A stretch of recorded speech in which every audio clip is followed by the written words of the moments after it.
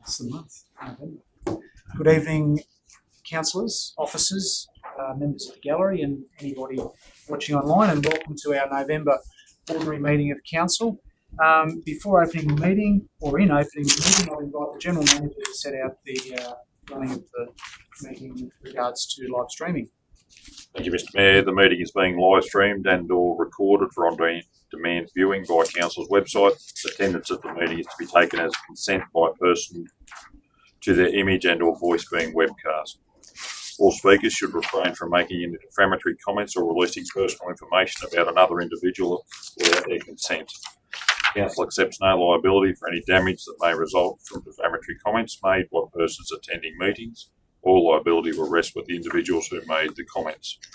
The meeting must not be recorded by others without prior written consent of the council in accordance with Council's Code of Meeting Practice. Councillors and staff are obligated to declare conflicts of interest as required under the Local Government Act 1993 and Council's adopted Code of Conduct. Councillors are reminded of their oath of office whereby they have declared and affirmed that they will undertake the duties of office of councillor in the best interest of the people of the Wentworth Shire and the Wentworth Shire Council, and they will faithfully and impartially carry out the functions, powers, authorities, discretions vested in them under the Local Government Act or any other act to the best of their ability and judgment. Thank you, General Manager. For those who are able, could you please stand for the prayer and acknowledgement of country? We acknowledge the traditional owners of the land on which we live and work and pay our respects to their elders past, present and emerging. Councillors, let us in silence reflect upon our responsibilities to the community which we represent and to all future generations, and faithfully and impartially carry out the functions, powers, authorities and discretions vested in us to the best of our skill and judgment. Thank you.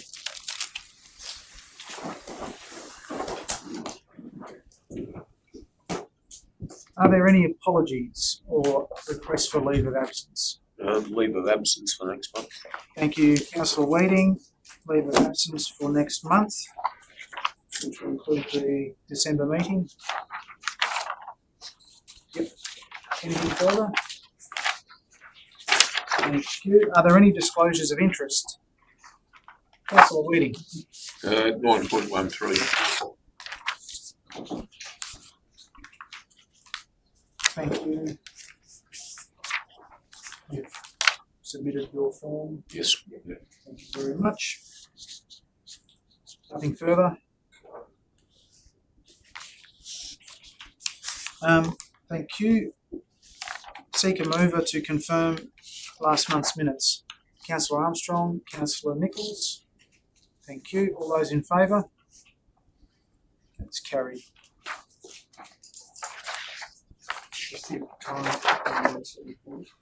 Yes, although we're just going to, we won't require a motion for that. At this stage, we're going to hear from our auditors who will speak to item 9.7. Yes, please. Fellow councillors, especially for the new councillors, we've got with us tonight online, we've got Manuel Moncada, who's the audit partner from the Audit Office of New South Wales, who's responsible for overseeing the audit of our annual financial statements. And we've got Brett Hanger from Nexia Australia, so they're the accredited service provider who are engaged by the Audit Office to provide the audit on behalf of the Audit Office. And they're here to present our annual financial statements for 23-24 as is required by the Act. So I'll hand over to Manuel and Brett. Thank you, Director Rule, and thank you, Manuel and Brett. Over to you. Thank you, Mr. Mayor. Very pleased to join you this afternoon to speak to the work that we've done. We've completed the audit on 31st of October, and I was pleased to issue with Council an unmodified audit opinion for the general purpose financial statements, the special purpose financial statements, special schedule permissible income, and a couple of acquittals, the Roads Recovery Program and Local Roads Community Infrastructure Program. As I mentioned, all opinions were unmodified, which is a pleasing outcome, and the work was completed in time to meet Council's statutory obligations with the Office of Local Government.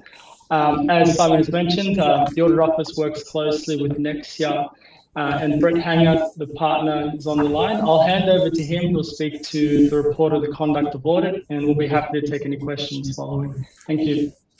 Thank you, Manu, and good evening, councillors.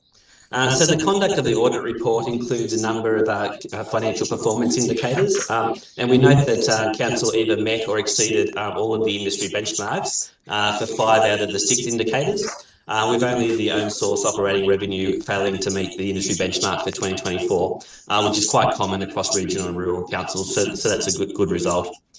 In brief, council's financial results include the following. An operating surplus of $17.7 million compared to $21.1 million for the previous year. And the main reason for the decrease was a little reduction in grant revenue that was recognised throughout the year, particularly around the financial assistance grant. Total cash and investments at the end of the year amounted to $49.5 million. And council's unrestricted current ratio was 2.93 to 1. For another way of expressing that is for every dollar that council owed, it had $2.93 to cover it. The industry benchmark is to exceed 1.5. So again, that's a nice healthy result. The debt service ratio was 7 to 1 compared to being above 2 as an industry benchmark. And also quite pleasingly, the rates outstanding decreased a little to 9.7% of the $11.9 million that was collectible, which now flipped that under the industry benchmark to be under 10%, where last year it was a little bit over.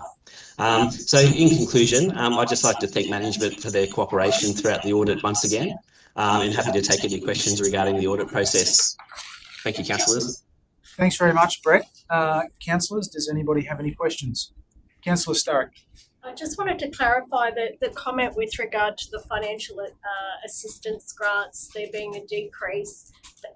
Was that in relation to the timing of when that was paid rather than actually a change to the financial assistance grant value? Yeah, that's right, councillor. So in previous years, they paid 100% prior to year end, and this year I think it dropped to 85% was the case. So yeah, so every council experienced a little decrease for that particular financial year because of the timing of the payments.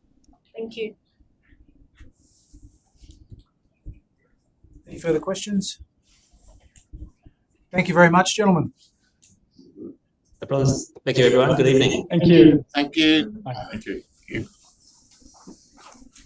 Okay. Councillor Crisp, we might get a move it into forum first. Yes, Mr. Mayor, I move that we go into public forum in order to hear from those wanting to make a presentation. Thank you, Councillor Crisp. Is the motion seconded? Councillor Evans, those in favour? Thank you. That's carried unanimously. We have a public forum this evening to discuss item 9.12, and I believe it's been by agreement that we will invite Mr. Costa to present first, followed by Brenton Jardine, and then we'll hear from James Goldsworthy. So you have 3 minutes. Would you like to present from the end of the table, Roy? Thank you, councillors. And thank you for your time to present. It's James. Okay, thank you. Thank you for your time to present on behalf of Mr. Jardine, and he'll make comments. So I want to present it from a planning perspective, and Mr. Jardine will present it obviously from a private perspective because he is the neighbour. We believe that council should refuse this application and not grant a permit for the following reasons. There's illegal structures and the people there are living in an illegal dwelling on the site. Council should not be approving an application on a site for something when other structures are illegal on that land. It's going to be very confusing and very difficult for council to enforce. And a big reason for that, and what should be supportive of that, is that the application before you was for a depot and a jetty. The NRMA have turned around and acknowledged that the jetty is an illegal structure, so they will not consent to that application being considered. Given that, council cannot consider that application, and council even in the report has said they cannot consider it because it is an illegal structure. in respect to enforcement issues and so forth, council should be resolving, because this matter has been going on for 3 years. Council should be resolving everything that's going on that site before you consider something separate to what's on that land. One of the big issues when council considers an application is amenity issues. The amenity issues to the neighbour has been going on for 3 years. Council will be fully aware. There has been many meetings with your enforcement officer that has been trying to take enforcement action, but that enforcement officer is no longer here. I've had meetings with him. I was part of the meetings with the building surveyor as well with regards to the illegal structures and all the adverse effects of noise and dust and so forth. And council was looking at taking that enforcement action. So all those issues need to be resolved, and council cannot sit here and be satisfied by approving this that there'll be no adverse effects to the surrounding area if this is supported. Now, the other big point to note is I believe that this application is actually prohibited and council cannot issue a permit for it. The application before you is for a depot. And if you read the definition of a depot, which means a building or place used for the storage of plant, machinery or other goods that support the operations of an existing undertaking when not required for use. There's no existing undertaking on this land. Therefore, you cannot consider it. The proper definition, I believe, and these definitions are in accordance with the Wentworth Environmental Local Plan, is a storage premises. Means a building or place used for the storage of good materials, plant and machinery for commercial purposes, and where the storage is not ancillary to an industry, business premises or retail premises. And that's what this is doing. A storage premises is prohibited in the RU1 zoning, and therefore council cannot consider it. So we believe that council should be refusing it on a prohibited use, or it's going to adversely affect the amenity of the surrounding area and should not be supported. Thank you. Thanks very much, Mr. Costa. Councillors, does anybody have any questions? Councillor Elstone. Yeah, if I can, Mr. Costa, your opening statement, or part of your opening spiel, was that the applications for a depot and the jetty. The application was for a depot and jetty, correct? What we've got before us is for a depot only. Is that correct? So if you in line with what you're saying, or? Yeah, so the if you go back, the original application was for a depot and jetty, and the plans that were lodged with the original application detailed the illegal dwelling on the land.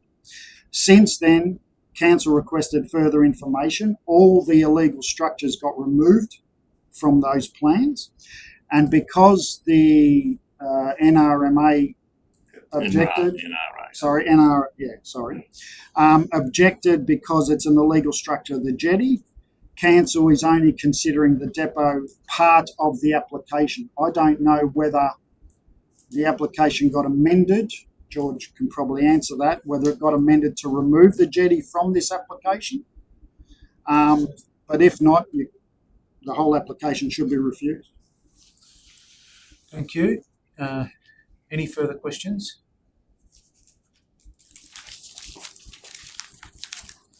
All right, thanks very much. Thanks, Mr. Costa. Thank you.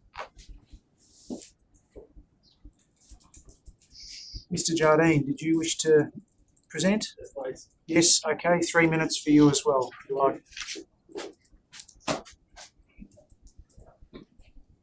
Good afternoon, everybody. My name's Brenton. I've been living at 34 Cudmore Road for the last 3.5 years. When we bought that property, there was vacant land next to us to the west. And since the 1st of February 2021, we've witnessed illegal dwellings and an earthworks business being run out of that property up until this day. As I speak now, there's earthworks machinery, all sorts of storage on that property, piles of gravel, dirt. It's still being used as an earthworks business. The dwellings are still being lived in. We witness that every single day. Multiple emails have been sent to council in the last 18 months. Most times we don't even get a response. I've asked George multiple times for a site inspection. He requested that I ask for that site inspection. I can't even get a site inspection. Our property has been destroyed. all around us. I've asked multiple different council people to come out and have a look to try and help us. Nobody even responds. When James Adams was compliance officer, I give him a USB stick with clear evidence of what's going on next door to us, the noise and the dust and everything else. James come out straight away within 24 hours and shut the whole operation down. And then I find out a couple of weeks after that, James has been sacked and all the machinery come back. And since that day, there's been a full-on earthworks operation being run out of the property next door to us. The LEPs clearly state that you cannot run an earthworks business within 1 kilometre of another dwelling or 1 kilometre of a waterway. We are on the banks of the Darling River. I just cannot believe what has happened to us in the last 3.5 years. We've engaged the best lawyers in New South Wales, property lawyers. We've showed them the evidence, we've explained to them what's going on, and I just keep hearing the same words from Roy and from the lawyers that this is ludicrous, what's going on, how can this happen? You know, this shouldn't be happening. Why isn't anybody helping you? Why can't council see what's going on? It's just the same things over and over again, yet I'm forking out tens of thousands of dollars for nothing. I can't even get answers from anybody. I've spent 5 months out of the last 12 months in court trying to defend my firearms licence from private applications for an AVO, so I get my firearms licence removed so I don't have work. I'm a director of a company based in Wentworth that employs 6 individuals. We turn over a profit of over $1 million a year, removing pests from station owners all around the area. All their pests have been removed free of charge. We generate millions of dollars for this economy, and yet that's trying to be taken away from me. Just an honest, hard-working person that's trying to provide for his family and live a peaceful life on the river. I'm just in shock of what's been happening.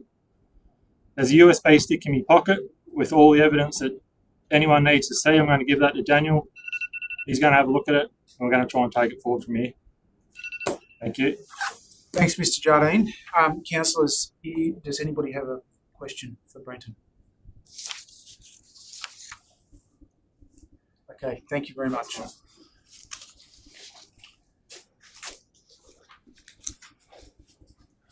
Okay, next we have James Goldsworthy. Are you there, Mr. Goldsworthy? Yes, I am, Mr. Mayor. Can you hear me? Can hear you, and you'll also have 3 minutes. Okay, thank you very much, Mr. Mayor and councillors, for indulging me to attend this afternoon by Teams. I've got Tamara Broadsmith from my office also, who's been responsible for this application along with myself. Just whilst it's fresh in councillors' mind, I just want to touch on a few of the points raised by Mr. Costa and Jardine. If there's any enforcement matters that need to be dealt with by council, that's completely separate to this application, and they can be dealt with and must be dealt with separately.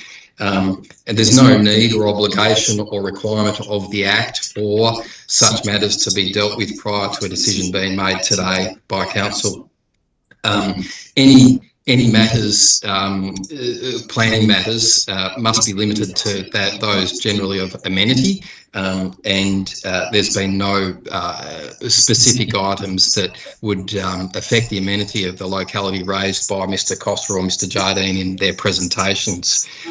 Similarly, in relation to the supposed prohibition of this application, it's quite clear within our application material and also the council officer's assessment of the application that it's in fact not prohibited and something that council can consider an application for, and that's what's the decision is being made for today.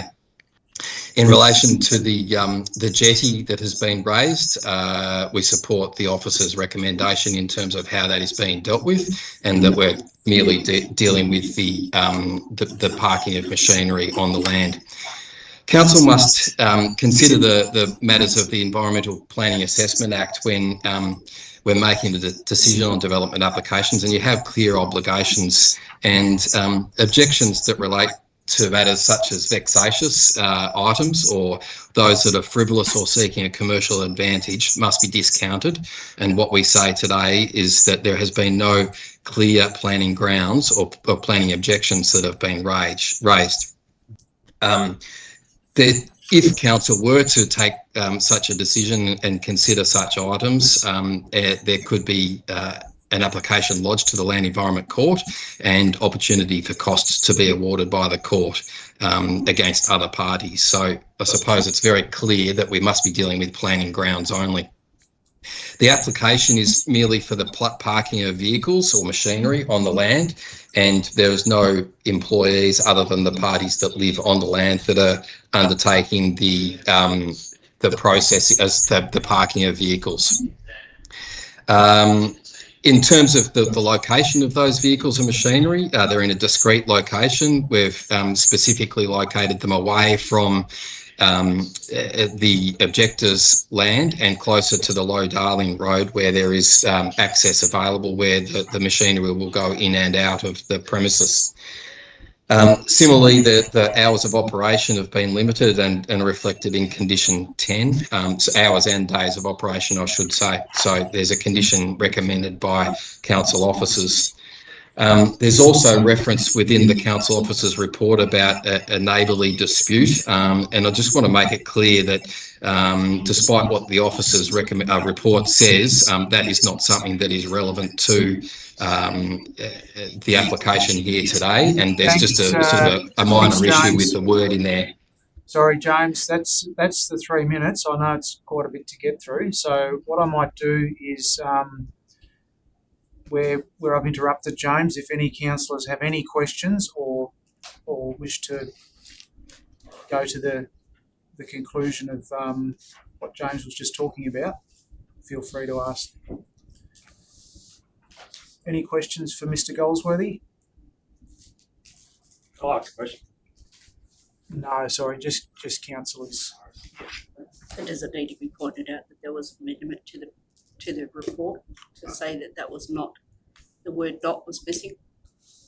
When we deal with the item, I will. Yes. No, to James. He just raised that point. Yeah. I'll reiterate that when we deal with the item. Yeah. So no questions, Mr. Thanks, Councillor Evans. Passing, you used the word operation.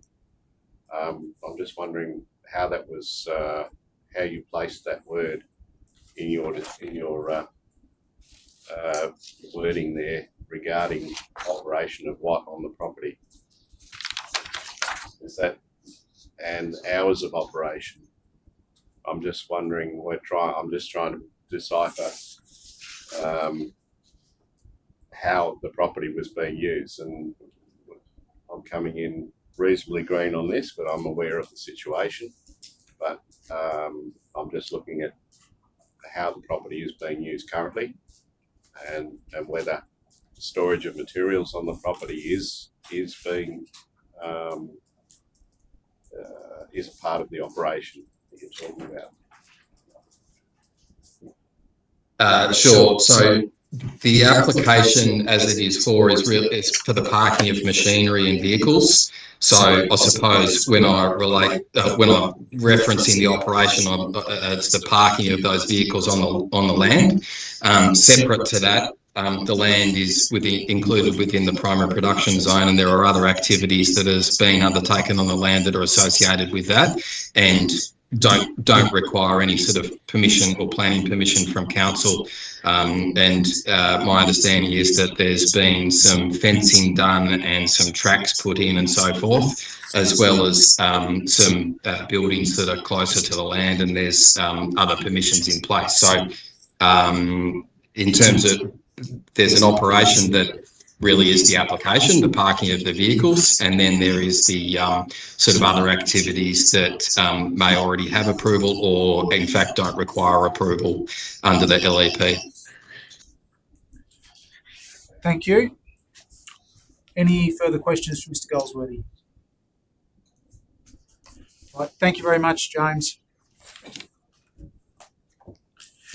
Okay, that concludes this evening's public forum. If I could have somebody to move us to resume back into the ordinary agenda. Mr. Mayor, I move that we move to the main council agenda and end the public forum. Is the motion seconded? Thank you, Mr. William. And those in favour? That's carried. Sorry, Mr. Costa. I'm sorry to interrupt. There's another item that I said I'll be speaking to if required, another DA application. Oh, I beg your That's pardon. why I'm just saying that. Yes, thank you for the interruption. I don't know if there's an objective here to speak for it as well, so I'll just do a better check. No one's registered. Is this item 9.14? 1-3. 13? If there's no objective here, then I'm fine. I've just said that I'll be speaking because there were objectives. I didn't know whether they're attending to speak or not. If there's no objective, There's no one else registered to speak. oh, then no, I'm fine. Okay. I agree with the report. Thanks, Mr. Costa. Okay, we will move back to item 6 of the agenda.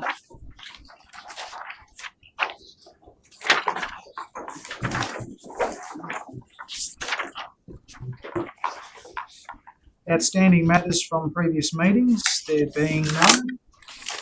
I move to item 7 and move my mayoral report. I have a seconder. Thank you, Councillor Armstrong. Any questions? Those in favour of accepting the report? Oh, I should say with amendment, we did not attend the Local Government New South Wales conference in Tamworth due to electrical storms at Sydney Airport, which prevented us from going anywhere. You nearly got there. We did get home eventually. So those in favour of accepting the report, thank you, that's carried. There are nil reports from committees. Item 9.1, the General Manager's report. Could I have someone move the motion? Councillor Elstone, as printed. Seconded. Councillor Evans. Any questions? All those in favour of accepting the report? Thank you, that's carried unanimously. Item 9.2, page 45, Meals on Wheels request for assistance. Would somebody like to move a motion?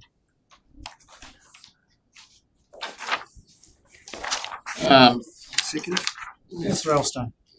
The Mayor, I will move that we support the Meals on Wheels application and option B. This is a difference between the old rent and the new rent. And in relation to, I don't know whether it's permissible as the rule, but in terms of outgoings, is there things like rate waivers, etc., we could consider? That would be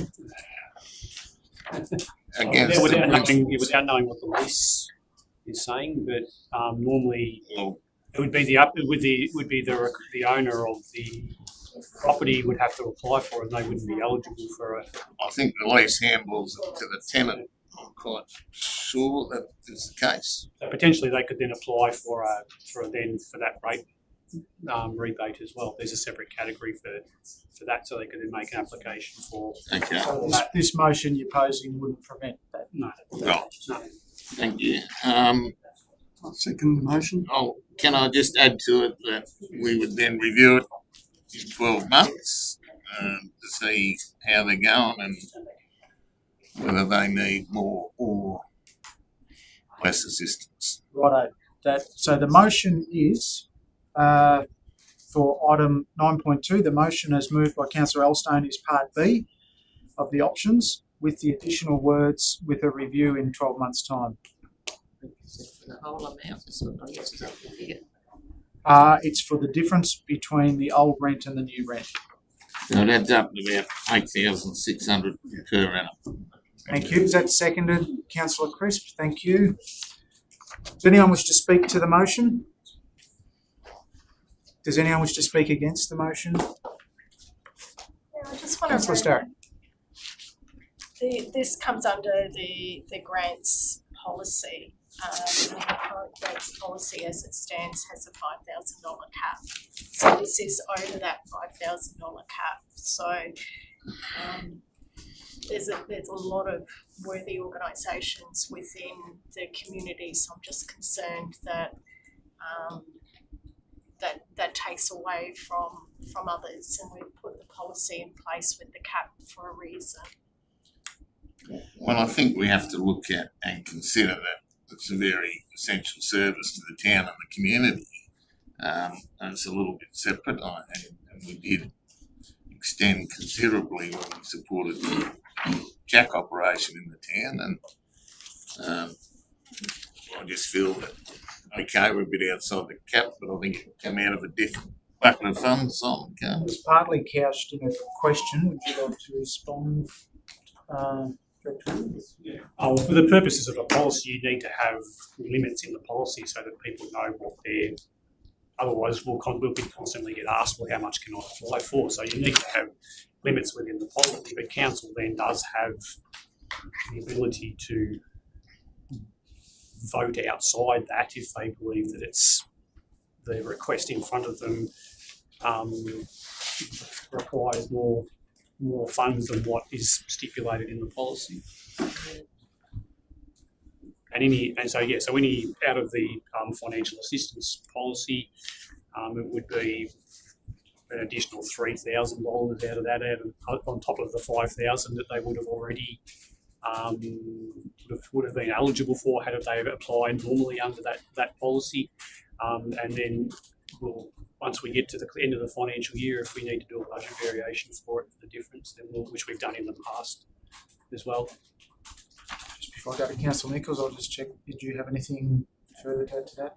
Councillor Nichols? Mr Mayor, my understanding of what Councillor Elstone has just said is that we provide that figure of money from outside that financial grants things, because he's also said they're capable of still applying. So my question is the 8,600 from outside the financial?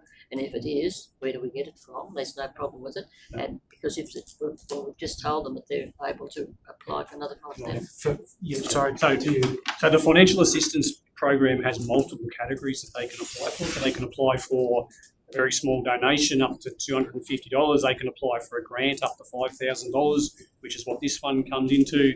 They can apply for a fee waiver. They can apply for a rebate. So there's nothing stopping organisations from applying multiple times during the course of the year, and we do get some organisations who apply on more than one, submit more than one application per year under different categories. Okay. Any further questions on this matter? Okay, I'll just remind councillors of the motion that is to provide financial assistance to the organisation for the difference between the old rent to the new rent, and that this support be reviewed in 12 months' time, or words as written on the screen, which I cannot read. So I'll put the motion. Those in favour? Those against? The motion is carried unanimously. Oh, sorry. Councillor Starrick against? Motion is carried. Thank you, councillors.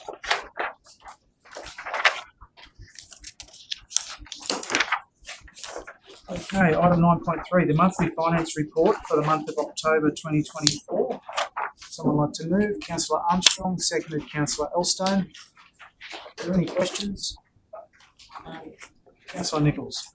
Yes, please.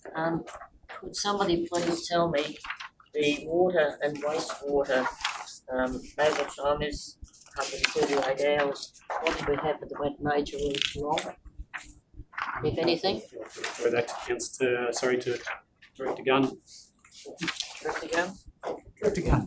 Yeah, I'll have to take that question on notice. Normal operational issues could relate to a number of particular specific issues that I'm happy to provide. We can go back and obtain the detail on separable issues that relate to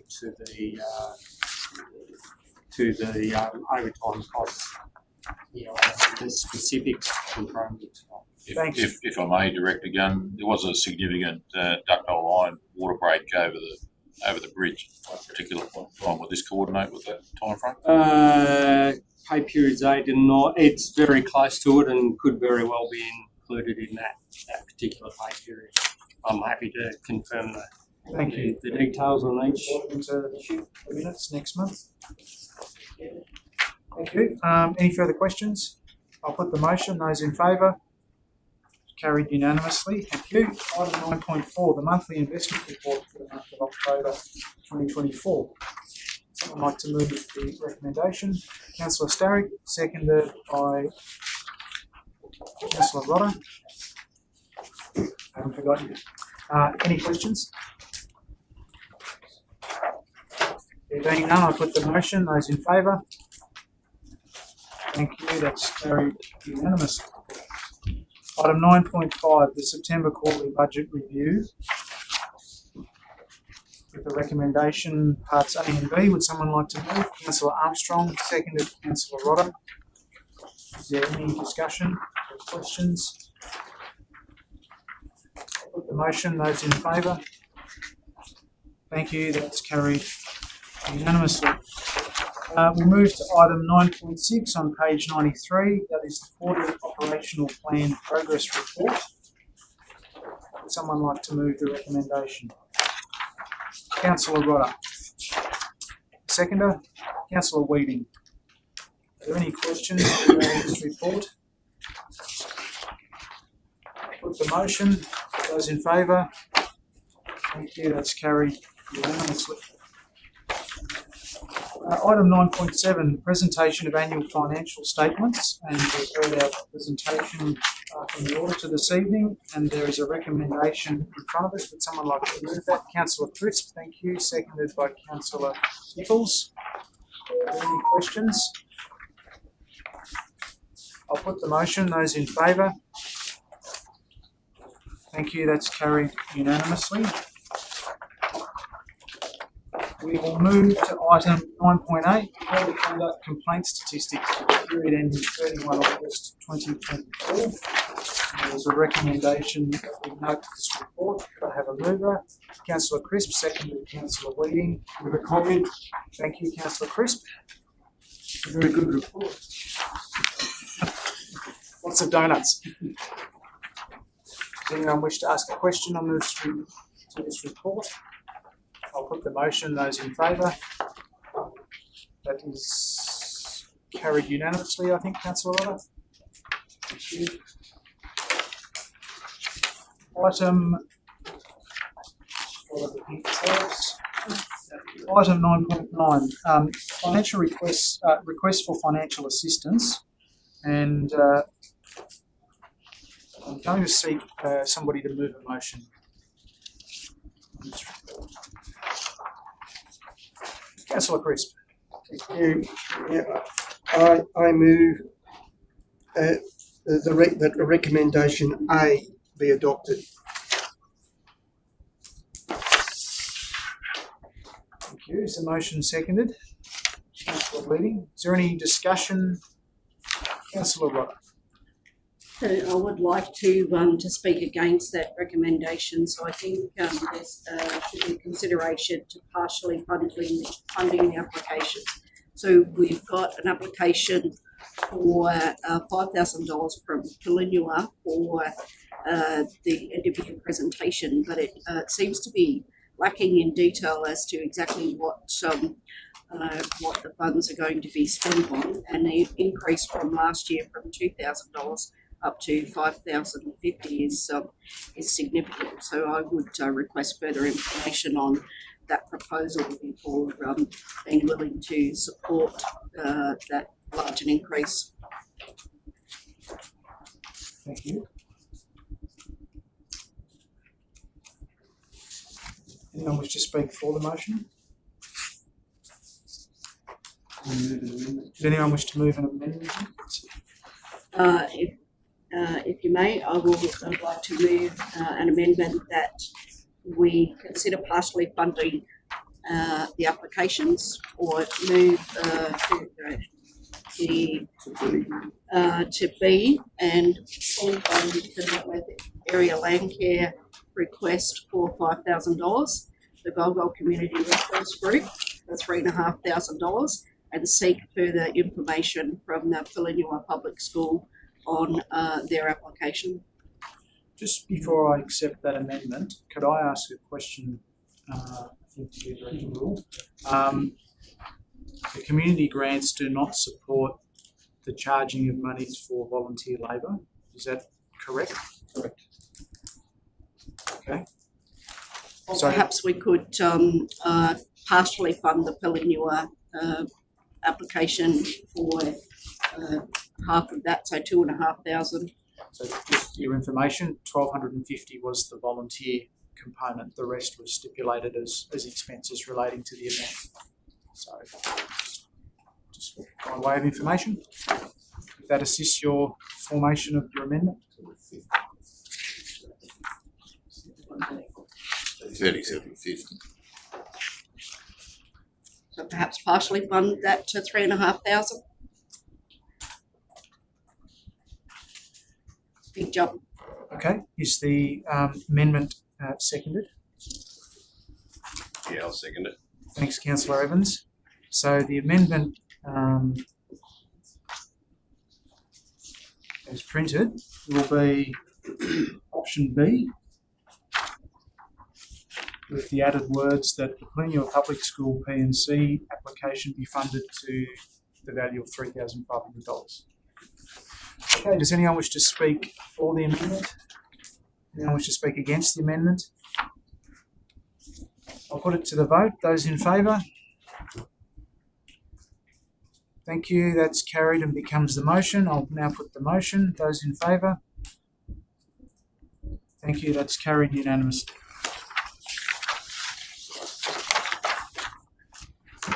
Item 9.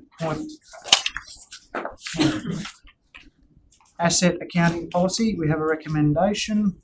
Someone like to move it? Councillor Armstrong. Thank you. Councillor Nichols seconding. Are there any questions? I'll put the motion. Those in favour? Sorry. Sorry, I did have a question with regard to the depreciation. The useful lives for motor vehicles is up to the value of 10 years. So does that give council the discretion based on the use of a particular vehicle to depreciate it at a greater rate if it's a vehicle that's used for Or it just means that we also gives us the ability to keep them for up to 10 years as well. So as we discussed at the last council meeting, we were talking about the changeover of the luxury vehicle. We tend to try and change those ones over earlier because we get a better resale value if they're only a couple of years old, or they've only done 40 or 50,000 Ks, where if we kept it for 10 years and they've done 150 or 200,000 Ks, the turnover value of those ones become a lot less, whereas some of our work suits and work vehicles, for example, we will keep them for 10 years because we know we're probably not going to get much of a changeover value for them anyway if we got rid of them early, because they're out driving on rough roads and they've got other pieces of equipment attached to them which we need to take off, and they're fairly, some of them, as was discussed at the last meeting too, some of them have specialised trays that get added to them which we've then got to remove and things like that. So yeah. Second question, the policy, one of the major changes to the policy was in regards to the new disposal method being added for the GM. So has there been a recent example of where that might have been necessary to add to the policy? Yeah. Okay. Hence why we've brought the policy forward. Thank you. Any further questions? No, I'll put the motion. Those in favour? Thank you. That's carried unanimously. Item 9.11, local government classification of land situated at Log. So moved, Mr. Mayor. Oh, thank you. Saved me a bit of effort there. Councillor Nichols has seconded that. And are there any questions? Yes, we need to. Councillor Leading. Sorry, 2.214 Logbridge Road instead of 152. It's on council mapping. That's the address. Refers to. So when you look at lot 2, DP 1308132 is down on council mapping as 214 Logbridge Road instead of 152, which is actually lot 1. Yeah, the public notice that was advertised certainly refers correctly to the lot and DP, and doesn't make a reference to what we call it, 152 or 214, but I might refer that question to. So we can certainly follow that and ensure that our mapping system is updated with the correct address.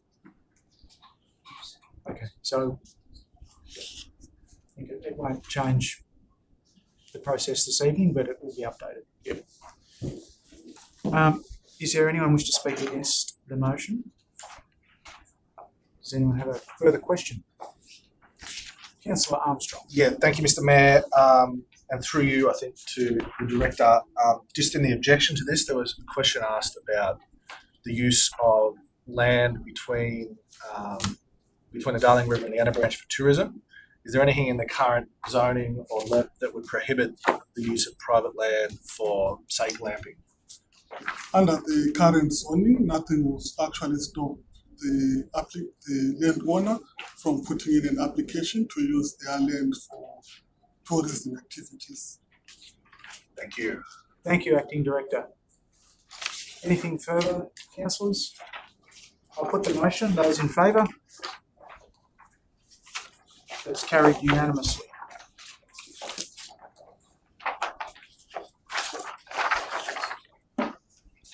Okay, we'll move to page number 304. Item 9.12, land use for Depot 372 Low Darling Road, Lot 4, DP 1250369. And I just wish to, before I take a motion, correct a slight typo on page 306. If you look at the top of that, there are a number of points. And the last point says, noted, a dispute between neighbours is a matter for consideration during assessment of a development application. The correct words would be that it is not a matter for consideration. So just make you aware of that correction. Having said that, I'll seek a motion, please.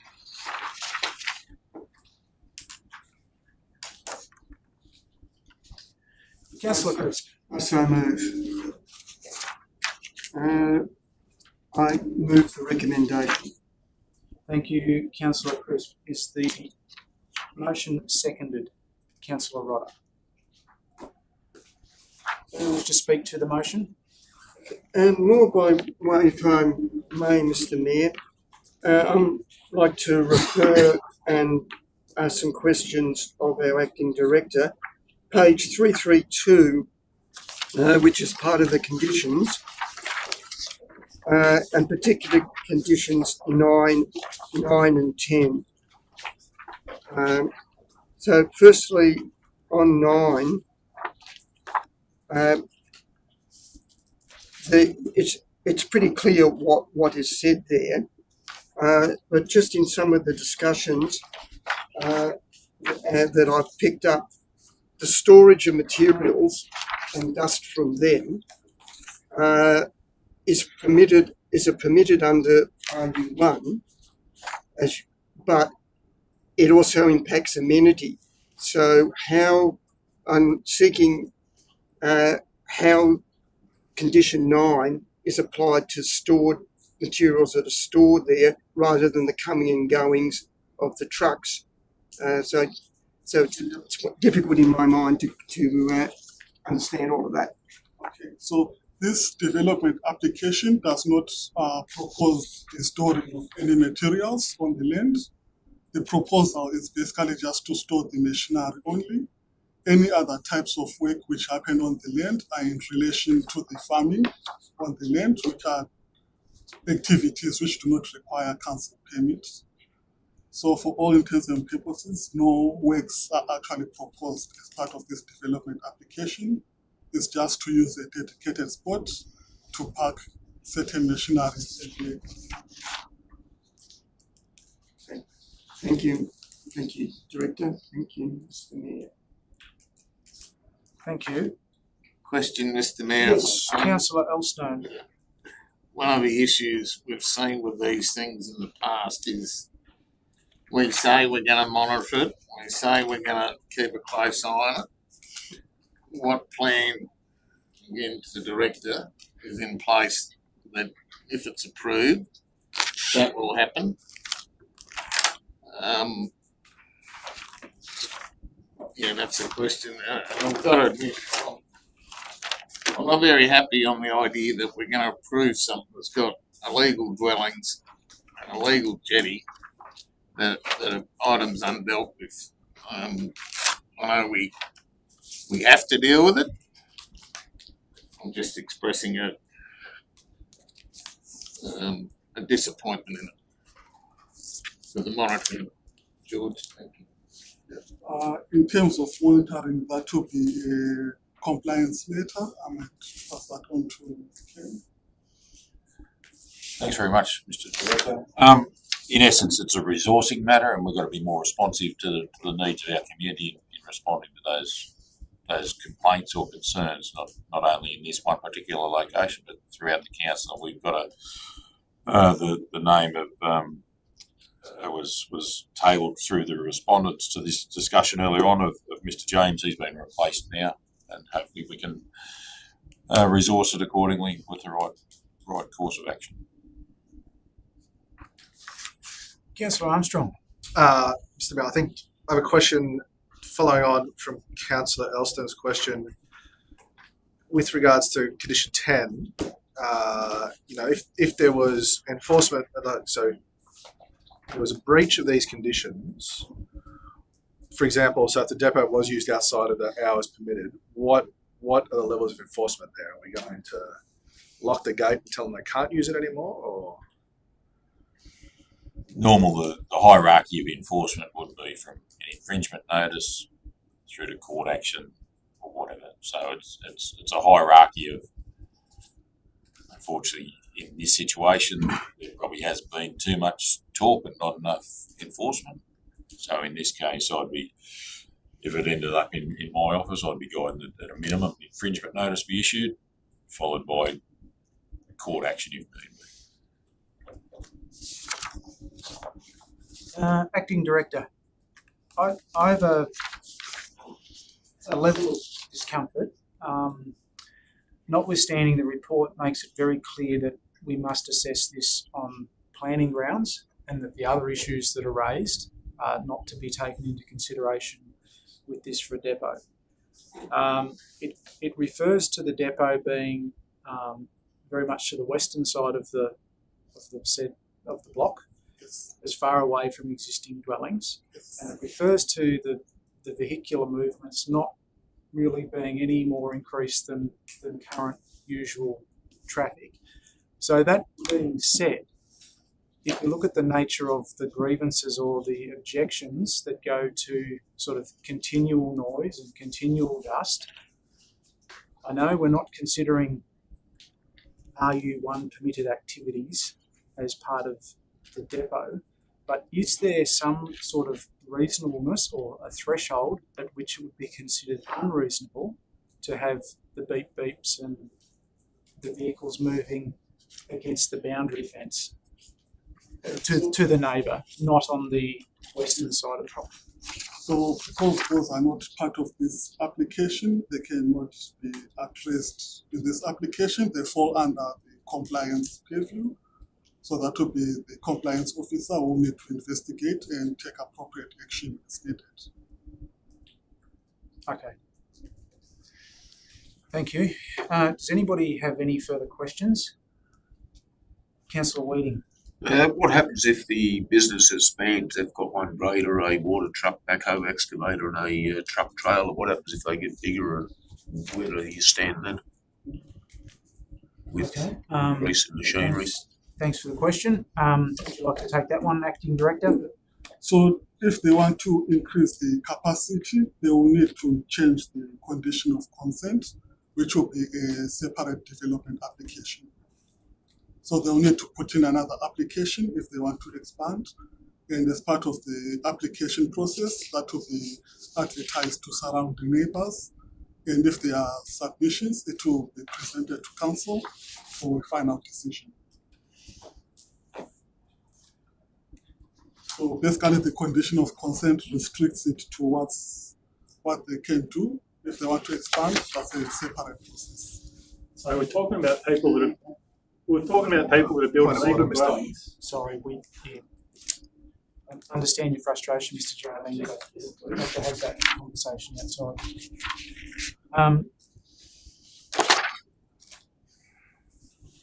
Acting Director, it was made clear either in the written submission or by Mr. Goldsworthy that if there was to be a refusal on planning grounds, or a refusal, sorry, Yes. that the proponent would take action in the Land Environment Court, given that the report in front of us is to approve. Could you just confirm the likelihood of that? Yes. So as part of the application, if council makes a determination whether to approve or refuse the development application, the proponent or the landowner is 6 months to actually challenge that decision in the Land and Environment Court. And if they challenge the application, then the final decision will be made by the courts. And they have the option to overturn council's refusal. Okay, thank you. Councillor Nichols and then Councillor Evans. Just a question.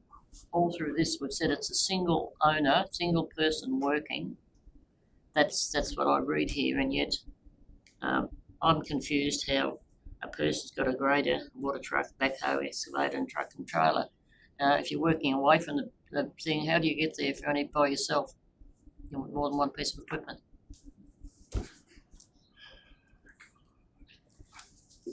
I think it refers to a sole operator, which doesn't mean there's no employees. Sole operator, no employees, but you've got one piece, all those pieces of equipment. If you're going to do a job, one would think you may need to use more than one of those pieces of equipment at the same time. Yeah. I think that's probably captured by the expansion question. But does someone want to add anything further to that? Okay, Councillor Evans. I can just make a comment. It's relative to a comment I made previously, is that I'm probably confused a little by the application is for a depot. It's a not approved activity to run a business on that property. How do we define? I'm a little confused as to the definition of where the business, when the business travels onto the property, just what activities would be considered business, or simply parking the truck or the grader or the water tank. So I'm a little bit confused with that definition. That's my comment, I guess. I support that question, Mr. Mayor, in the example of saying, what happens if he comes home and he's got a load of, I don't know, whatever, gypsum or something, drops it off, goes out the next day, gets another one. Is it a depot or is it a dump? Unfortunately, there is no clear answer to that, because technically they can still use the equipment on their land for farming activities, like bringing materials to create their roads on their land. So although they will be parking the machinery at the depot, the machinery can still be used for other activities on that block of land if they are for farming activities. Thanks, Acting Director. Councillor Armstrong. Thank you, Mr. Mayor. I was trying to work out how to phrase my question. Just around the storage of materials for farming activities. Under the RU1 zoning and the rules in the LEP, does it allow for stockpiling for usage, or like what is the exact wording? I guess is my question. Right? Is it, you can put a pile on your property for use of agriculture, but just sticking a stockpile there and then taking it away again is not using it for agricultural? Like, what I guess what I'm trying to ask, does the LEP specify like the storage of material and bring material onto for agriculture? Does it specify what are the agricultural activities? No, it's it's pretty broad in the definition of agriculture, because activities like creating a road, putting up fences, or stockpiling material to actually plant trees or to create roads, those are all activities which are basically to maintain the land for agricultural activities. So it doesn't specify exact things you can do. It's pretty broad, as long as you can show that the activities you are doing are related to the farming activity on the land. Yeah, sorry if I may, that's an interesting point, because given the size of the land, in the stockpiling example, it would be fairly difficult to establish that was for the agricultural purposes, wouldn't it? And so I guess the question there is then, how would that be monitored, policed, enforced? So in terms of activities on the land and what is being used for, that would be more of a compliance matter. So if in this case we get a complaint, then the compliance officer will be investigating those matters and taking appropriate action as required. Okay. If I can just have one Yes, Councillor Elston. because as I've previously mentioned, I think we're in a situation where we can't argue with the actual application, but it just frustrates me that we're put in a boat where we have to deal with something for a specific thing on the property, fully knowing there's illegal structures, including a jetty. And the application is manipulated, for the want of a better word, to where you can only deal with this, and under the LEP, that's what you have to deal with. So I think all the questions with regard to enforcement are important. Well, that's what it comes to tease out down to, how the monitoring and policing of it, and the general manager's committed to act on it, but that's just the way I see it. I was not happy about it. I don't think we've got a choice. All right. Are there any further questions?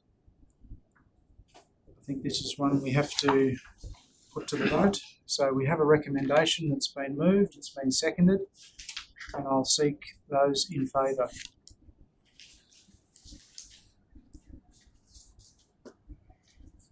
I should add at the start of this is as a planning matter, this vote will be considered a division and recorded as such. So my apologies. I'll put it to the vote. Those in favour: Councillor Starrick, Rodder, Crisp, Armstrong and Weeding. Those against: Councillors Linklater, Nichols, Evans and Elstone. The motion is carried. Okay. Item 9.13, two-lot subdivision, 53 to 57 Wentworth Street. We have a recommendation. I will move that, Mr. Mayor, with my apologies, Councillor Weeding. We'll take a moment. Let him leave the room. Yes. Sorry.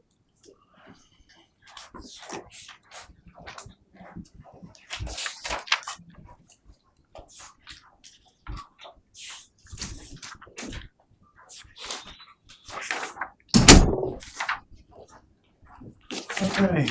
I'd like to move it, Mr. Mayor, the recommendation is adopted, and also that in this case we have a total of 3 objections, one of them on behalf of from a planner on behalf of an anonymous objector, and I don't accept that. I mean, anyone could be anonymous, so I think somewhere in the motion we need to word it, emphasise you can't act for someone anonymous in terms of an objection. So the motion that Councillor Elstone is moving is as printed with the additional. Yep, we approve it as per the recommendation.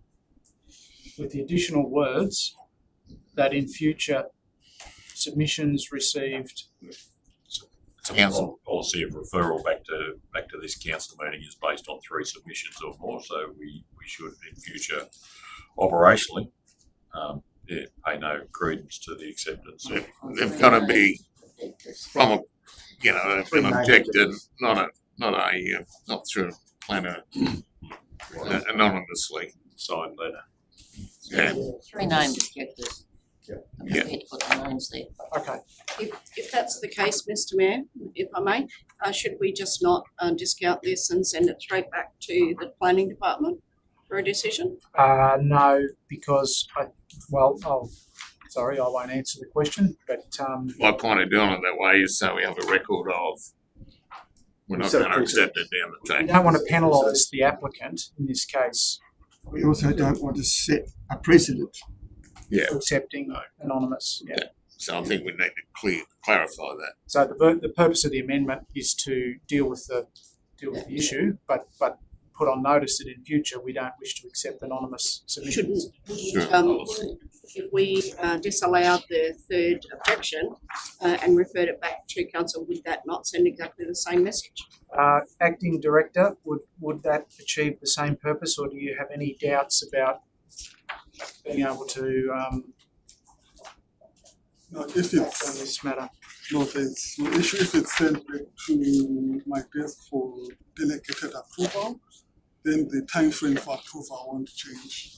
So that won't be an issue. But it won't change anyway under this, and we've got to get the message out there. We're not going to accept. This is an opportunity to put on notice. Objections by anonymous people. Deny that being admitted, isn't that sending a very loud message that we don't accept anonymous objections? Sorry, Councillor. Well, that one's an attachment to one of the named objectors. The one of Councillor Elstone's intent for the modification to the recommendation is based on a consultant that's represented an anonymous someone. So, yeah, it's sort of 2 different ones. I don't think it's very secretary. Mr Mayor, I would second Yeah.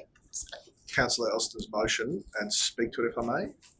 You certainly have that opportunity. Councillor Armstrong. Thank you, Mr Mayor. I think it's important that we deal with this motion in the way that Councillor Elstone has proposed, so that there is a precedent set in our minutes that going forward, objections to development applications must be named. So rather than just reject this and reject that anonymous one, I think it's important that we move a motion in such a way so we set a standard that then allows council to go and review their policies. Yes, because they're still protected from public view if they wish to. If they wish to, correct. Okay, does anyone wish to speak against the motion? Any further questions? I'll put the motion. Those in favour? Thank you. That's carried unanimously. Same phrasing as the previous issue. That vote, we'll redo the vote, one moment, that for the purposes of a planning issue will be considered a division and recorded as such. Those in favour? Thank you. That's carried unanimously.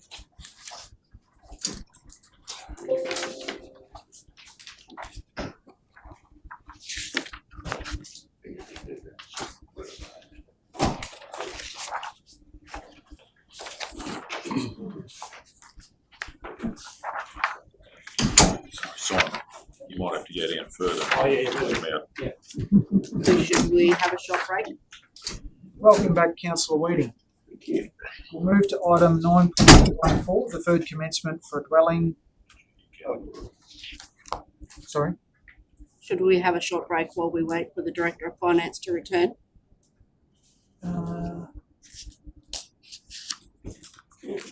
If you wish to, sure.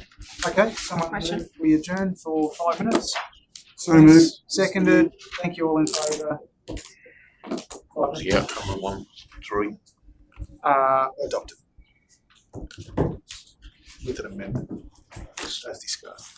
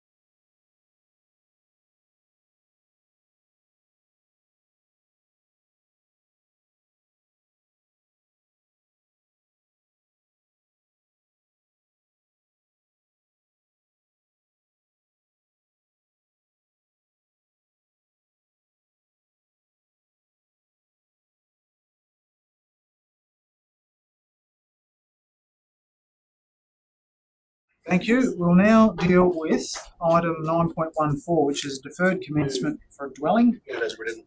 Thank you, Councillor Armstrong. Is that seconded? Councillor Rodder? Any questions? Does anyone wish to speak to the motion? Does anyone wish to speak against? I'll put the question, and in doing so, as it's a planning matter, remind councillors this will be treated and recorded as a division. All those in favour? Those against? Carried unanimously. Out for the division. Okay, item 9.15, dwelling with garage and storage shed at Doon Road, Monac. Councillor Armstrong has moved as written. Seconded, Councillor Starrick. Does anybody have a question? Page 380, Councillor Nichols. Does anyone wish to speak to the motion? Against? I'll put the motion to the vote. Those in favour? And as it is a planning matter, this will be considered and recorded as a division. That's carried unanimously. Thank you. Good enough. Another planning matter, item 9.16, page 398. Thank you, Councillor Elstone, seconded by Councillor Armstrong. Is there any discussion? I'll put the motion, which is a planning matter and will be considered and recorded as a division. Those in favour? Carried unanimously. Thank you. Move to item 9.17, the project and works update for the month of November 2024. Moved Councillor Rodder, seconded by Councillor Stokes. Are there any questions for Director Gunn? Councillor Rodder. So just in regards to the Wentworth Caravan Park, there's been media around the caravan park now being occupied and unavailable. So all of our ducks are in a row now. There are many ducks lining up. General Manager. Thank you very much, Mr. Mayor. The contract has reached a point of agreement where signatures should be put on those. There are still some teething problems with relation to water pressure, for which that's still works of council's obligation to continue on. So, like the Mayor indicated, it's so close, but no cigar at this point in time. We've just got a couple of final details to agree to with the proposed lessor. Thank you. Mr. Mayor, Yes, Councillor to Elstone. the GM. So, are those few teething problems delaying any signatures? Is there a reason why it can't be signed? No. We're in agreement with everything now, and the final exchange of contracts between two legal parties happened this afternoon. So it's happened. There's no signatures, but the agreement of all the clauses and all acceptances was the final review. From our side, it went back to their side, and we would expect signatures, if not tomorrow, soon. Certainly very pleased to see that. 1 hour's not ideal until it's signed, which I'm sure we're all aware of, but it's certainly dragged on long enough. My pen will be ever available. Councillor Rodder, and then Councillor Nichols, and then Councillor Starrick. I would just like to point out, although we've all been, it's a long-awaited opening of the caravan park, the Folly of Council were providing occupancy to a facility whereby there is no signed contract. So I would have thought that would be something that, yeah. Yeah, look, that's certainly that has been queried and responded to, and that appropriate insurances are in place, and that it was perhaps best to have that, if you like, soft opening to establish that all services and so on was up to scratch. Needless to say, I would have been much happier if there was a contract to sign earlier, but those negotiations have now concluded and it will be signed. Councillor Nichols. A couple, Mr Mayor, if I can. On page 428, the Dead and Sewer Pump Station number 2 and also the Rose Street Storm State 1 were to start on the 11th of November. Both of those, did this happen? For the Denton Sewer Pump Station, so the Denton Sewer Pump Station, the final materials, I think, is that we're just waiting for the delivery of some critical pump infrastructure. There, the contractor is ready. They have all the planning and all their other necessary items to start the project. The switchboard, everything is complete, so it's just the delivery of a critical piece of the pump infrastructure that's delaying the commencement of that. So as yet it hasn't, from my understanding, from last week, started on site. Knows the answer for that one. The second one, the Rose Street Stormwater. Rose Street Stormwater has definitely commenced. All the materials are on site and the contractors were on site last week and they continue into this week. Okay. And the final one I've got over here on the next page is the Rowing Club, where we're going to modify the men's toilet to all accessible toilet and shower, modify the men's change room to include new toilets. And these are under minor changes. Could we please have some cost, some figure of money that they're going to cost prior to them happening? Because they don't sound minor to me. We have a grant covering those works, Councillor Nichols. How much is the grant? About 400,000. I don't think that's only one component of the project. Yep. Okay, because it's. I mean, when you start doing toilets and things and putting new ones in, not really minor, and they come under minor. Thank you. Councillor Starrick, did you have a question? I did not. Oh, my Sorry. apologies. Anyone have any further questions? Director Gunn. Sorry, Mr. Mayor. Yes, no. I hadn't scrolled down the page far enough. Just some clarification on that Dawn Avenue drainage basin open spaces.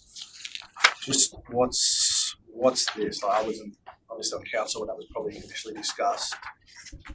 So on 429 open spaces, Dawn Avenue drainage basin. Yeah, so there's a drainage basin part the way up from Dawn Avenue on, if you're travelling up Dawn Avenue from the Sturt Highway on the left hand side.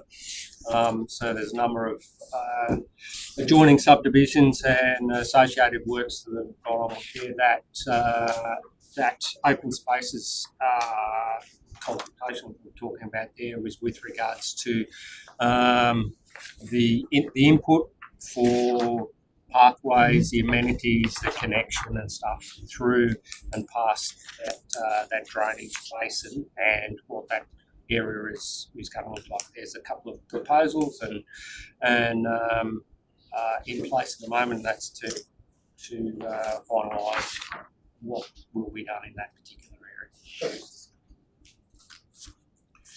Director Gunn, the Arumpo Road upgrade, which I believe ceiling was happening today, which is fantastic. At the completion of the full section in March next year, how short of Mungo Lodge will that bring the seal part of the road? We're still be with 25 or 30 k's. I would imagine short still. It's still a fair way. Getting closer. Getting closer. There has been further discussions, I think, with joint future project with some funding through Wentworth Shire. I think we're getting close to the next section of Arumpo Road, which actually goes through a portion of the Wentworth Shire, and an agreement for a joint agreement for potentially for Wentworth Shire to continue on with the works with some potential funding to a grant from the Wentworth Shire area. Interesting. I mean, I only raise it because this beautiful building here would focus on Mungo. It's soliciting a lot of discussion around having all-weather access at Tumungo and Tumungo Lodge. So yeah, we're obviously making good progress. Yeah, we are, even with the 24 or 25k section that we are doing at the moment, we are eliminating probably some of the really bad sections that, you know, used to close the road after, you know, 10 points of rain. So we will have eliminated all those, albeit that there are a few other ones there onwards. While we're out there, we are doing some further preventative maintenance on the unsealed section to assist until such time as we. The feedback from landholders is like it's just incredible. It makes such a difference, and to that end, not a question, just a comment, but great to see the proposed works for Wombra at those sections there. Councillor Evans. Just a comment. One of the works on this list here is Wentworth Riverfront mooring rectification, page 429. I don't know where that's at, but I'm just wondering where that, what that's about. Is that the bit that you're related to 4 years ago? Yes. And I would ask why can we not have to revisit these things in the future with perhaps better consultation? So you're talking about the item that the design has been updated and is... Yeah, it's concept design updated by external structural engineer. Approval documentation be prepared in November. How does it work? How does it work now? How's it going to work now for boat mooring? I guess question through to Mr. Mayor, to the Director of Engineering. From my understanding, I think the issue relates to the finished surface level height of the mooring, and this modification is to maintain and lift the finished surface level while still maintaining the full frontage. So the bigger boats do not ride up and go over the top; they butt into the face of the mooring. So I take your point. I was of the understanding that all that particular consultation and everything was undertaken prior to the original construction of the mooring. And for whatever reason, it's obviously come up short, so to speak, with regards to being able to have accommodate the bigger boats, and this is a rectification, some rectification works to solve that problem. Slab over or something. I imagine so, which is probably what the structural engineering component was to see how that it's going to get knitted in, given the fairly large horizontal forces that can be placed on that from the bigger boats. Yep. So it should, with that minor modification throughout that length, be able to accommodate small, medium, and large. Thank you. Any further questions? Put the motion. Those in favour? Thank you. That's carried unanimously. We'll now move to notices of motion. Item 10.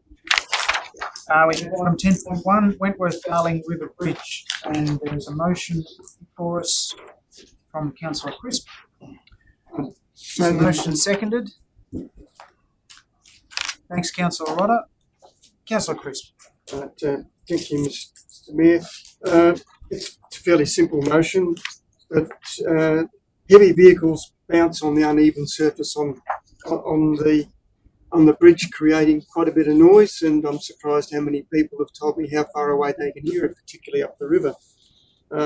And although I'm not a civil engineer, I think the percussion effect is probably not helping the longevity of this important structural asset. So if we can get Transport for New South Wales to come along and fix the surface of that, I think that would be a good day's work for us. We're going to have some way of getting across while they're doing it, because you obviously don't live there. Getting across when they're fixing that bridge is hopeless. By way of comment, I've heard Gary's. yeah, I'm not a civil engineer, but I have seen elsewhere in Victoria where there are uneven surfaces, there's now very good hot mix equipment that can level the surface, take tram tracks out. You do half with the traffic going past and then do the other half. Downers have got some really good equipment, Jeff, that I've seen used in Victoria to refurbish roads very, very effectively. I only made that comment this day. The bridge was up prior to coming here, and there were cars back down to past the corner, and there were cars down here past, and it was absolutely horrendous. And that happens every time that there's something to the bridge. Quite amazing. Love the houseboaters coming through and spending money in the town. Nasty boat operators. One of those boat people. Okay, so does that include the word "and other matters"? Yes, I'm sure that I'm amenable to an amendment to include anything else while we're writing to Transport for New South Wales. And I know there's been a couple of circulated in the emails of issues that are Transport for New South Wales relevant. So I'm happy to have the motion amended or extended as may be deemed. Is the seconder happy with that? Thank you. I'll put the motion. Those in favour? Thanks. Carried unanimously. 10.2 Wilga Road footpath. Question on notice? Questions on notice. Okay.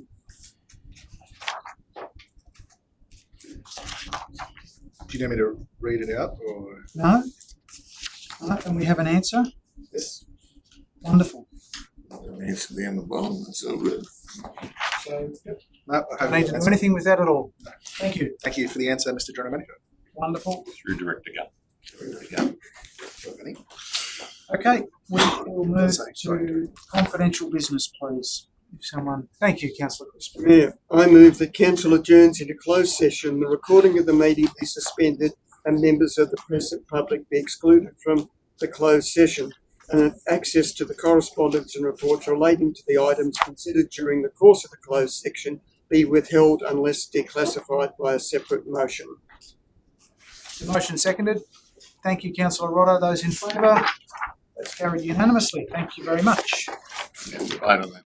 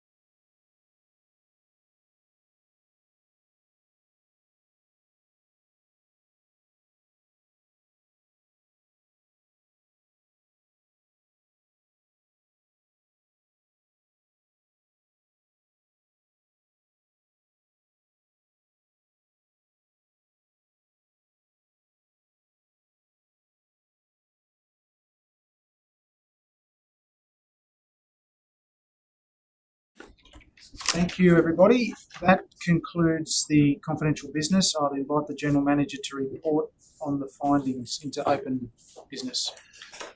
Thank you, Mr. Mayor. I'd like to report during the closed council business this evening, there were 2 items discussed. The first one, 12.1, being George Gordon Oval lighting upgrade.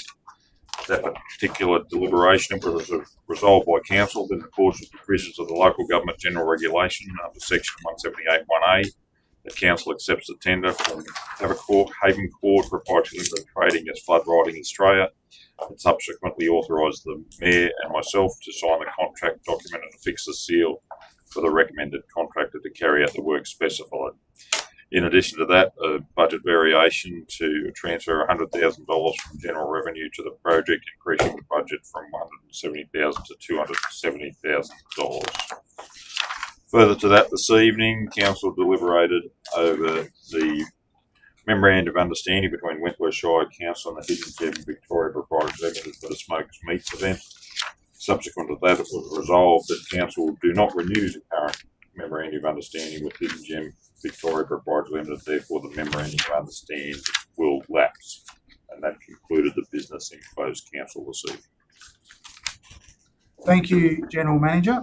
And that concludes this evening's meeting. Thank you, councillors and officers and the gallery for your attendance. I advise the next meeting, ordinary meeting of council, is Wednesday, the 18th of December. And can I remind anybody who may be listening that the Twilight Markets will be happening this Friday night in Darling Street, Wentworth, between 4 p.m. and 8 p.m. And on behalf of the previous council and the current council, can I thank Hannah Nicholas very much for her assistance. Thank you, Hannah. All the best.